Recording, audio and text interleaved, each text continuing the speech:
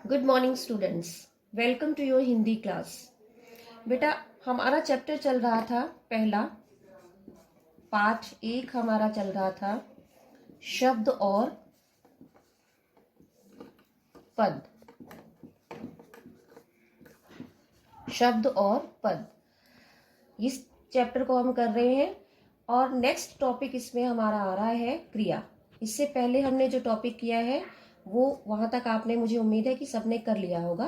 तो let us start our today's topic क्रिया, जिसको कि आप इंग्लिश में वर्ब भी बोलते हैं।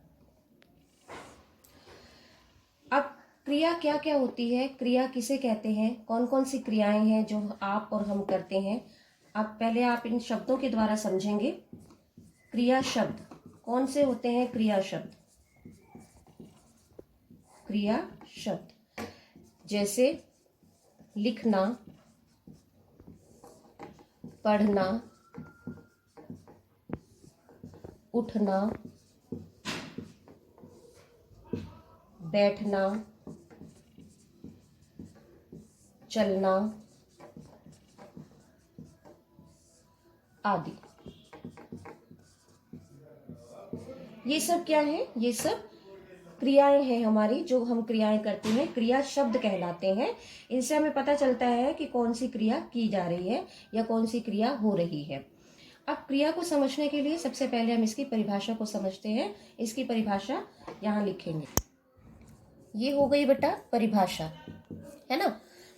क्या परिभाषा है? वे शब्द जिससे किसी कार्य के करने या होने का पता चले उसे क्रिया कहते हैं, है ना। वे शब्द जिनसे हमें ये पता चलता है कि कोई कार्य किया जा रहा है या कोई कार्य हमने किया है, वो शब्द क्या कहलाते हैं? क्रिया कहलाते हैं। नेक्स्ट टॉपिक हमारा आ रहा है क्रिया के भेद। क्रिया हमने समझ ली कि क्रिया किसे कहते हैं। अब हम पढ़ते हैं क्रिया के भेद। क्रिया के भेद ये भी सबसे पहले हम समझेंगे कर्म के आधार पर, है ना। कर्म के आधार पर, कर्म के आधार पर क्रिया के भेद। क्रिया भेद कौन कौन से होते हैं? कर्म के आधार पर कितने भेद होते हैं? क्रिया के 2 भेद होते हैं, है ना। यहां पर हम लिखेंगे क्रिया के 2 भेद होते हैं। कौन कौन से होते हैं? पहला है, कर्म के आधार पर बता रही हूं, जैसे ये क्रिया है और इसके 2 पार्ट्स हो गए हमारे।